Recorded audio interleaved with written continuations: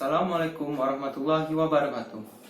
Tabi pun, perkenalkan saya Muhammad Bahtiar, mahasiswa baru Universitas Lampung, Fakultas Teknik, Prodi Teknik Informatika, NPM 20150610007. Pada kesempatan kali ini saya akan menjelaskan apa yang dapat saya simpulkan pada kegiatan PKKMB Universitas Lampung tahun 2020. Baiklah, langsung saja.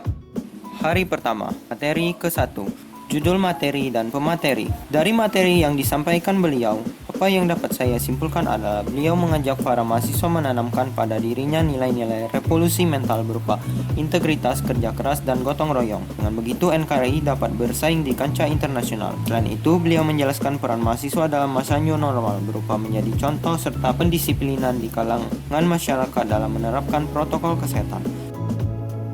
Materi kedua, judul materi dan pemateri. Kesimpulan yang dapat saya ambil dari paparan beliau adalah peran pemuda di mana dalam hal ini adalah mahasiswa merupakan pemegang tali estafet pemimpin negara di masa depan. Oleh karena itu, pemuda atau mahasiswa harus dibentuk karakternya agar dapat menjalankan peran berupa menjaga Pancasila sebagai ideologi negara dan menjaga keutuhan negara dengan memperkukuh persatuan dan kesatuan bangsa. Materi ketiga, judul materi dan pemateri. Indonesia merupakan negara yang merdeka bukan dari hasil pemberian dari negara lain, melainkan hasil perjuangan dan jerih payah para pahlawan. Maka itulah alasan kita sebagai warga negara harus membela negara sebagai upaya menjaga kelangsungan dari kemerdekaan negara Indonesia yang telah digapai oleh para pahlawan. Hari kedua, materi ke-1, pemateri dan judul materi. Dari apa yang disampaikan beliau, ia ingin mahasiswa menanamkan 6 indikator pelajar Pancasila atau pelajar yang bermutu, yaitu bernalar kritis, kemanusiaan, kreatif, gotong royong, binakaan global, dan berakhlak mulia. Materi kedua, materi dan judul materi. Hal yang dapat saya simpulkan dari materi tersebut adalah 1. Toleransi. Indonesia dibangun atas keberagaman, maka dari itu sikap toleransilah yang harus ditanamkan agar Indonesia tetap berdiri. 2. Radikalisme dan terorisme ialah aliran yang menginginkan perubahan secara ekstrim pada bidang sosial atau politik. Sebenarnya boleh saja dilakukan selagi tidak diiringi dengan rasa. Ketiga, narkoba. Sebagai mahasiswa yang baik, kita harus menjauhi narkoba yang hanya bisa membawa dampak negatif pada diri kita. Materi ketiga, judul materi dan pemateri.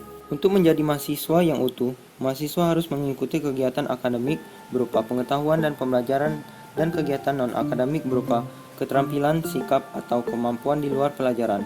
Kedua hal tersebut harus seimbang agar menjadi mahasiswa yang utuh. Materi keempat, pemateri dan judul materi. Kerusakan lingkungan disebabkan oleh manusia itu sendiri. Maka dari itu, kita harus memiliki kesadaran lingkungan. Peran kecil yang dapat mahasiswa lakukan adalah 1. Menjalankan 3R, 2. Menggunakan botol minum sendiri, 3. Mengurangi penggunaan kantong plastik. Hari ketiga, materi ke-1, pemateri dan judul materi. Pada materi ini dijelaskan fungsi wakil dekan 1, 2, dan 3. Materi kedua, pemateri dan judul materi. Dijelaskan tugas pokok wakil dekan 1, sistem akademik perguruan tinggi, dan tugas TBKM. Materi ketiga, pemateri dan judul materi. Dijelaskan tugas wakil dekan 2, bidang umum dan keuangan, UKT, syarat keringanan atau bebas UKT. Materi keempat, pemateri dan judul materi. Dijelaskan ruang lingkup bidang kemahasiswaan dan alumni, dan agenda kegiatan kompetisi Bermawa dan Dikti.